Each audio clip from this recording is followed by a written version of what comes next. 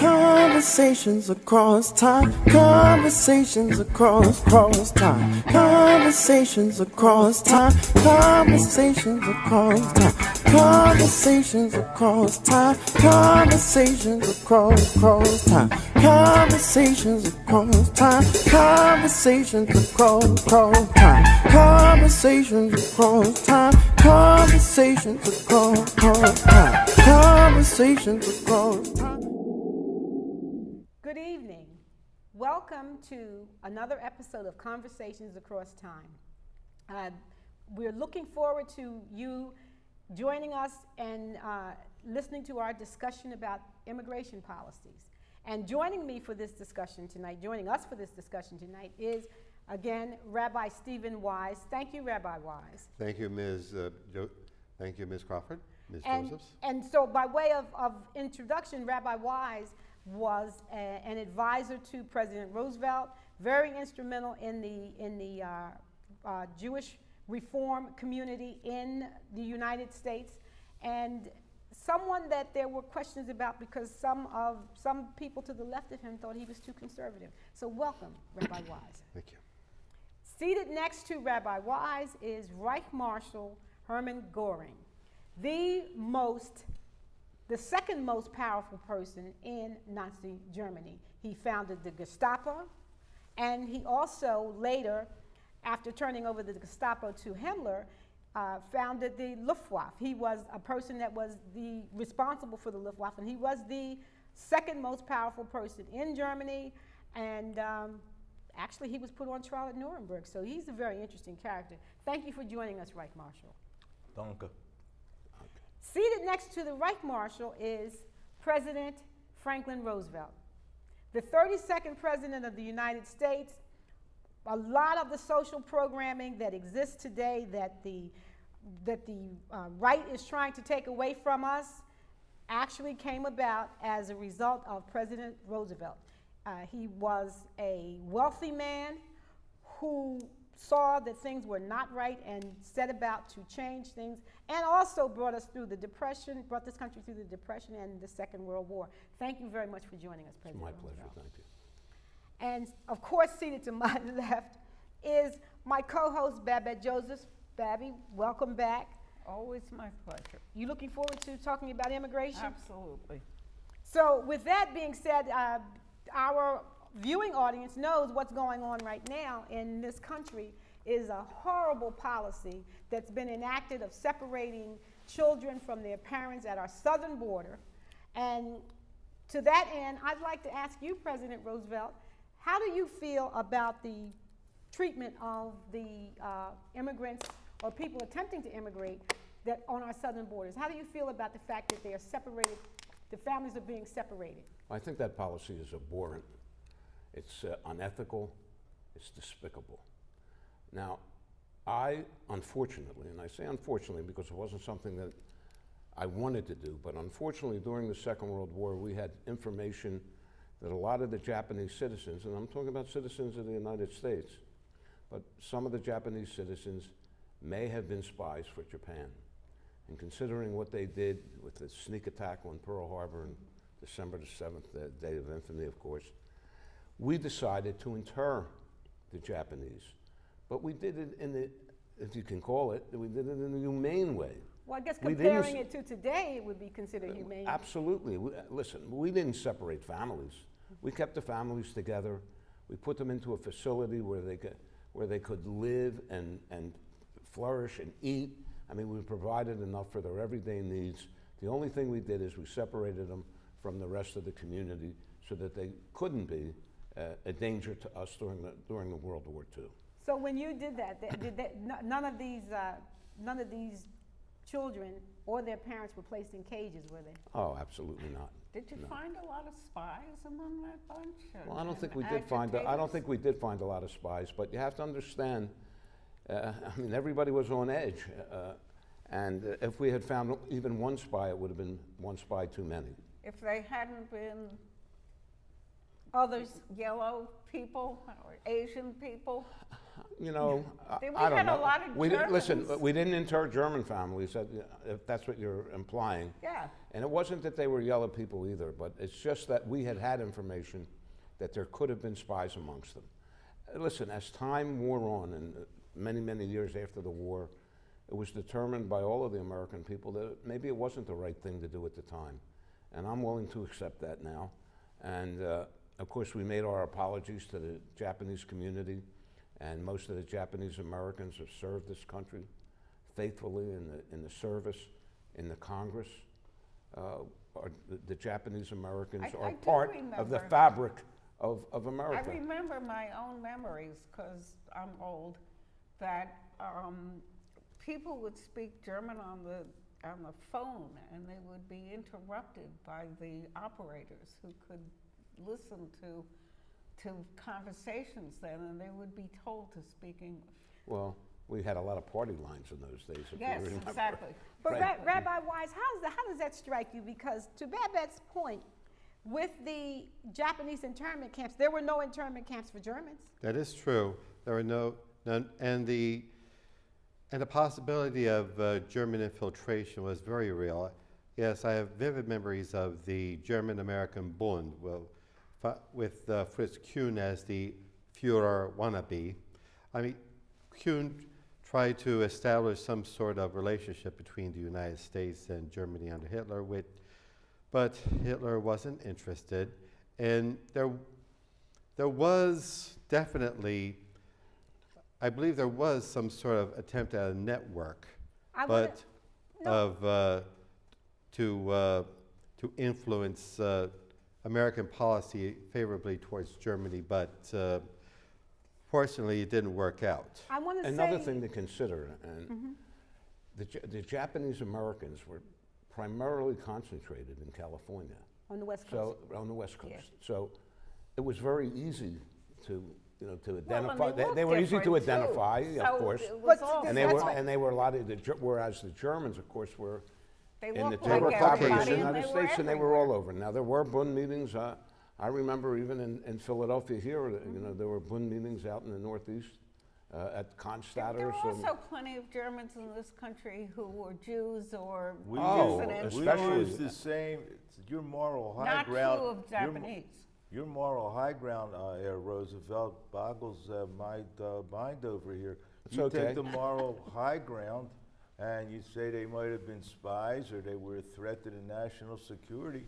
That's one of the reasons we rounded up the Jews in the fatherland. We didn't and put the them- Japanese into gas And chambers. there were no and we attempts didn't at kill their exterminating. children. We didn't do- So there's no moral ground. That- we didn't do You that. can't take any moral We ground didn't on do me. that I'm right sorry. away either until it No, became please. necessary Give me a for the break. war effort. Necessary for what reason? Only for the reason of Because killing they Jews. were a threat That's to all. the fatherland. That's of course. But that's- I wanna- The entire millions of people were locked up. They were the and how could they scapegoats for be their a poor threat to economy. the nation? You Well, could have accepted them. Rabbi I'm Wise, willing to accept the responsibility you're saying, but you cannot sit here as president of the United States or as a rabbi and say there's justification for putting Japanese citizens who were citizens of your country in concentration camps. You just can't make a moral conviction of it. But there were people who wait a minute, I protested. wanna- Nobody against made a the, moral uh, conviction of it. and We what's were only going- it talking was- about how they were treated. And what's and going- you right, can't exactly. make any good points about the way the Jews were treated in the concentration camps. Yes. 6 million Jews were killed. Yes, No but- Japanese that were interned were killed. But we should Please. know better. We should know. Exactly. And I said that. exactly, I'm not saying exactly. that it was absolutely Exactly. the right thing And- to do. I didn't and take the moral now high what's ground. going on now with Herr Trump and the separation Yes. of the children, many of the same tactics that we used when we indoctrinated the people to life in the concentration camps, they are using. For example, the first thing we did is separate the parents from the children. That's what they're doing. The next thing we did, we deloused the people with ice water. They've been putting these children in freezing cold chambers to kill the bed bugs and lice. So there's similarities. Now, once you take the first step, it becomes easier to take the second Yes. and third step. Yes. So that's the danger. Yes. And the one thing I will say, and I'm totally shocked, at least we were organized. We knew where our people were. We knew where the You know how to children put were. the We children never together with lost their a parents. Jew. There's You lost nobody a at this million table. children. There's nobody at this table that's in support of what Trump did. Okay, Certainly I mean, not. I Certainly opened my not. discussion by saying it was despicable and Okay. abhorrent, But and it was, and it is. But you also it's disgusting. Let me say, yeah, you know, Roosevelt, you also apologize for you think it was wrong now, right? I told you that. I Okay. said that. Let But me- the point is, it's much worse than what even you say, because today there are 12,800 children that are interred in immigration camps here in this country. Yes. That is really abhorrent. That's What are horrible. they going to do with these kids? It's horrible. I mean, When these kids grow they up, have no they'll idea, by the they'll way, be and they have no plan, they have no program. Everything about this whole policy There's is also absolutely been- terrible. Sexual abuse of those children, I course. understand as well. A lot of And things what can ab- happen, so- I'm sure. And what about when these kids grow up? These kids grow up to be they won't know who their parents are. They'll grow up to be criminals, or else just Hopefully they'll alcoholics or grow up drug to be addicts. Democratic So voters. getting back to what Joseph said earlier about you and the internment camps for the Japanese Americans, and she alluded to the fact that they were yellow-skinned. And I throw Slams, this they Does that make a question. difference? Slams. I throw this The question. Jews weren't yellow-skinned, No, I and you throw put them this in que- camps. I What does throw that have to this do with it? question out to the panel. Would the separation of immigrants occurred if these were white immigrants from No. Northern European No. countries? Unfortunately, No. no, not at all. No, not at probably all. not. Okay, but I've been trying to interject something. Let's talk about No, but- what we can do about this But immigration wait a minute, policy. I want to say one thing. We did a show a while ago, and we talked about the fact, because is national security enough of a reason to do what's being done to these children? No. And we did a show in which we talked about, Joseph Kennedy was a guest, and the fact that they went to organized crime. President Roosevelt went to organized crime because the waterfronts in New York, they were concerned, and there was German infiltration there. So there was a danger, yes. there was a danger. But the point of it is, we talk about the Japanese in the internment camps. And Babette's point, her question earlier was, why didn't that happen to the Germans? Because there was no question that there was German espionage going on up and down the eastern seacoast. And they had to turn to organized crime, to the so-called mafia, in order to stop it. So I That's just true. think it is a difference. It has to do with others. We have had on this show very often Dr. Adler, who talks about the fact that once you define a population as other, they become less than, and you're able to do inhumane things That to is them. true. And They the Germans were not yellow people, and that is why I believe they were not interred. Yes, I agree. But there was But a the time Jews in the weren't yellow first. people, and they were in turn. Oh, but But they didn't I mean, have he's trying any to yellow compare people. compare that to this. Mr. Roosevelt, if Listen, they had listen. yellow people, they Nobody's- just I don't want to didn't make have excuses for anybody any of but this. Jews. What They I were- think we have to talk President about. Roosevelt, they were yellow people. We put yellow stars That's on them. right. Terrific. right. That's really that's a funny joke, by the way. Now, the point is, what are we going to do about this? How do you form a proper immigration policy? This immigration policy is a policy of chaos, like everything else is in the government. Everything else that's happening. There's no question that there has to be some immigration policy passed by a Congress that can be joined by both Republicans and Democrats that makes sense. And what's going to make more sense than anything else in this particular situation with the Hispanic people that are now emigrating, legally or illegally, from Central American countries, there's a reason Nicaragua. for that. MS-16. They're trying to get away from violence in their Yes, right, countries. right. The violence is The supported kind by of the thing gangs our there. ancestors And came gangs, to by the this way, that country started in for. this country, and we deported them to that And country, and they please- became even stronger. Yes. We're talking about Honduras, San Salvador, Nicaragua. Talk a little bit about the fact that MS-16, which is a gang, which was formed in Los Angeles. The roots were in L.A. They were, no yes. question Roots in about it. LA In Los Angeles, yes. for drug trafficking. And when these people were arrested, they were shipped back to their countries, Honduras, El Salvador, And their whatever. gangs were made even stronger because there was less of a police. Yes, and so what police do we act. do? Why are we not, instead of looking at the reason that these people are trying to migrate and get away from the violence, there's something that we can do. There's another way to look at the Absolutely, problem. and we've done it before. Please. When Colombia was in turmoil and it was the leading country for importing drugs and exporting drugs into our country, we sent our military in there to help the local police put it down and bring Colombia back into the South American community.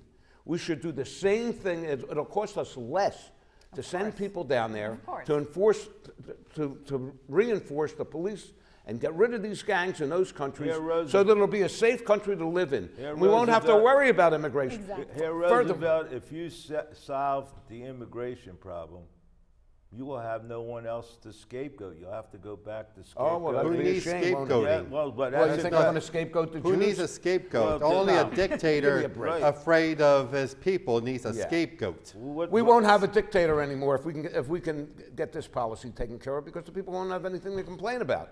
They can't complain about Mexicans emigrating anymore in the United States because the Mexico economy is doing a lot better, and more Mexicans are going Well, back to why? Mexico that are coming here. Talk about why is the Mexican economy doing better? That's Because of NAFTA, and this Yes. moronic president wants to do away with NAFTA. Yes. It helped us for Mexico to be better, it helped us for Canada to be better, and it helped us for us to be better because we were.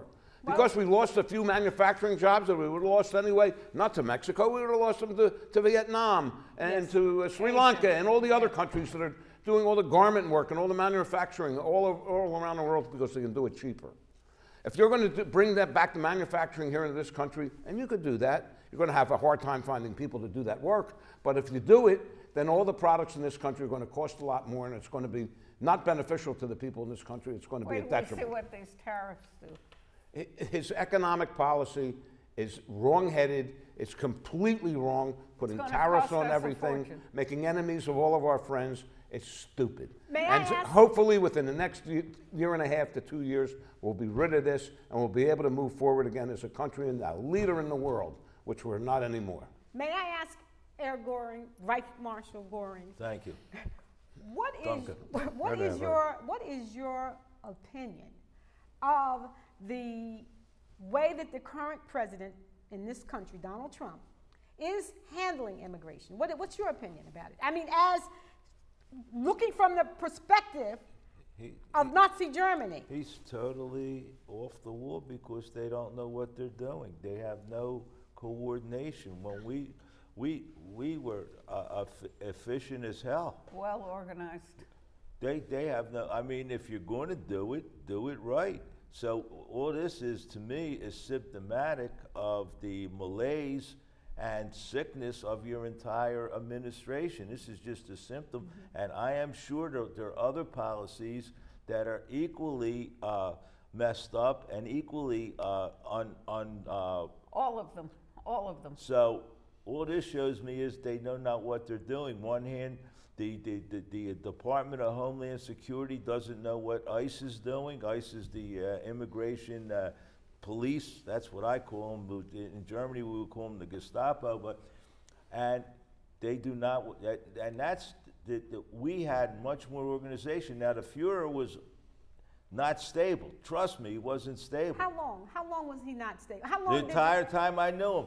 And you stuck with him anyway. When you people in this country hear about your President Trump going on tantrums, we used to call Herr Hitler the rug chewer because he would foam in the mouth and get down on the floor and start chewing on the rug. Now, I know people, we couldn't make that public.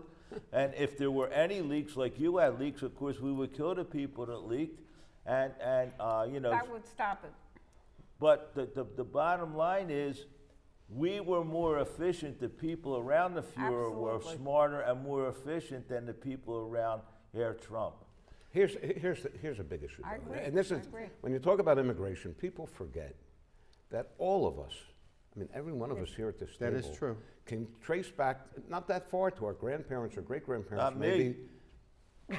You stayed in your country. You don't count. Although We're all my immigrants. brother We're might all, have we're all been half sons, Jewish. daughters of immigrants. This country was built on immigrants. That's is what made true. our country Some great. Native Americans. And they were all, when they first came over, they were all despised as a group. When the Irish first came over, they were despised. When the Yes, Italians and the came over, Eastern they were Europe- and despised. the When the Eastern Jews came European over, Jews. and they integrated into us, the blacks, the slaves, Yes. came from Africa. Everybody was despised. But when they were assimilated into the country, and when they were educated in the country, and when they became citizens of the United States of America, it made America the greatest country in the world. Yep. And that's the ideal that we have to move forward with everything The that we do, ideal but should most be- especially on immigration. The ideal should be as your, what's his name, aide to Trump, Miller. said, who is right? Jewish, You want- unfortunately. You want, Stephen Miller? yes, Stephen Miller. You should have a country that's Aryan and white. Now, what I not would tell Aryan. you is He's the a fine goal one of to Nazi talk. Germany was to do that. Oh, and yeah. we had a saying that the German people should be as blonde as the Fuhrer Hitler, as skinny as me, Herr Marshal Goering, and as smart and as tall as Himmler. That's the kind of country we should have. As blonde as the Fuhrer. The Fuhrer wasn't blonde. Of course. That's the It point. was a, That's the it was a point. joke, That's Ms. the point. Joseph, a joke. And he wasn't skinny thin. as me, Goering was But not anyway. and as tall as Himmler. thin.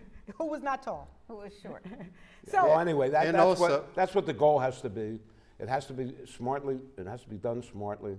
It has to be done in a proper manner. You can't just let everybody come in. There has to be some rules Well, and we laws. also have to They have to have- be vetted, but it has to You be have to done have on. some heart and some generosity also. Oh, That is absolutely. true. There Yes, I has to must be room point for out people that who are some of the people fleeing always. some of the technicians around Hitler were, I mean, there were very efficient gentlemen like Albert Speer. I mean, the architect. I mean, they were very intelligent, efficient people. But what did they use their intellect and efficiency for? It was to run a program of mass genocide, to If we're gonna massacre use millions Nazi and Germany millions of as an people. example, That's what their we're- genius we're was really put way off towards. on the wrong foot. well, no, I think I mean, we not can look at using- that as a negative example. For what not purpose using it has was nothing this to do with genius the way, used? what we should be doing. But using Nazi, the thing that we come back to Nazi Germany about is just the amount of similarity between the president that's in the White House today and Adolf Hitler. And there are similarities. There's no question there's similarities. And And- that's why we're against what, Yes. what's going on today. The That- gas chambers, That's why we have to do didn't it. start And turning by the- up the flames in the gas chambers immediately. We put people in concentration camps and they lived there for years before we started and only with the invention of technology were we able to do it. But the point is, and the point I'm trying to make to give you a the point for that one, American yeah. people is that while it hasn't happened yet, if you allow these things to get out of hand, it could just as easily happen think we're here aware. as it happened in my fatherland. I That's am all. aware. Okay, But- the but- message of our show last week, I think, Yes. was that what's going on today is horrible. And who can fix it? We can fix it. The people can fix it. That is and true. how can the people fix it? They can fix it by voting. And that's the message that has to... And by running. And we can fix And by immigration violence. too, and we can fix all our problems if we vote. And if the people get out and vote and get rid of this administration and get rid of the people who are supporting this administration, then we'll be able to get things done It will in the get right there. way. It will get there. Voting agree. is where it's at, and we have to But get people out have to to vote. do more than that too. There's plenty of people now running for office who never thought they would ever do that. Young, energetic people who have their whole lives ahead of them. It makes such a difference for them. It should make a When great you're difference for us and for everybody. When we're our age, I feel like I achieved most of what I wanted to do in my life. But the young people haven't even started their lives yet. And they are really pumped up, and I am very Well, I hope they're encouraged. motivated enough to I am create the wave that I encouraged. think we need to win this thing I'm and to get it encouraged. turned in the right direction. Well, no, But I'm going out and doing voter registration. I'm knocking on people's doors and getting them vote. You're encouraged, but the thing that I see with the young people. Don't discourage me. No, I'm not. But what I see with the young people is there was a very interesting statistic. Recently, Michael Moore, in promoting his new film, Fahrenheit 11/9, was talking with some young people in the state of Michigan, and specifically, the telecast emanated from Flint, Michigan. We already know about the water crisis there. And what one official, the statistic that one official gave, which was really amazing to me, was that 80,000 people in Michigan voted for the Democratic ticket except for the top of the ticket. And the reason that these young people articulated as to why they were not voting is because they were not inspired. Now, I happen to believe that the Michigan, which of course was in play, and the fact that 80,000 people failed to vote because they did not like Hillary Clinton. They didn't like Donald Trump, but they didn't like Hillary Clinton. They didn't understand that by not voting for Hillary Clinton, they effectively were voting for Donald Trump. Right. So I think that there has to be an education curve with young people because they have to vote strategically. And that's something that's not happening. Well, you know what? Because these young people are running, that's an indication that the young people generally want to be involved. Yes. And that's very, very important. Yes. Yeah, very It's important. very good. Yes, it is. It's very Mr. good. Moore And said very on the diverse show, and he group. said that a very young lady who didn't vote for the top of the ticket, he said, how inspired do you have to be to vote against poisoning children with bad water? Why do you have to be inspired to vote? Right. It shouldn't I take think inspiration because or it's been emotion. a while since we've fallen on really hard times. But And this I was think now people are a little bit more realistic but about Babette, inspiration. Babette, this was in Flint, Michigan. I Those understand. people are dying I understand. from the water supply that was changed, that was altered for political reasons. Yep. And so that's the thing that concerns me. I'm thrilled that these young people are out here and that they're engaged. Parkland, the shooting in Parkland, of course, did a lot to get them inspired. And they're not going to be turned around. They're not going to stop. Right. But the problem is, if they have to be inspired to vote against being poisoned, I'm concerned. That's what I'm saying. That's what I'm saying. It would be better if people just voted. If they didn't have to be driven to the polls by fear or hate, or fear and hate. You're right. I guess I'd like to be wrong about that. That's the problem. And so what I want us to do is think about these things, and we're going to be talking more about the necessity of people voting, because that is something that is imperative, and learning how to vote strategically. It's also fun. I mean, it's fun. We'll see. But I thank you, Rabbi Wise. I thank you, Right Marshal Goering. Thank you, President Roosevelt. Thank you, Babette. This has been another conversation across time. We hope you have enjoyed this as much as we have enjoyed this heated discussion. Good night. Conversations across time, conversations across time, conversations across time, conversations across time, conversations across time, conversations across time, conversations across time, conversations across time, conversations across time, conversations across time, conversations across time. Good evening. Welcome to another episode of Conversations Across Time. Tonight, we will be discussing chaos in the White House. I have joining me tonight, to my far right, Rabbi Stephen Wise.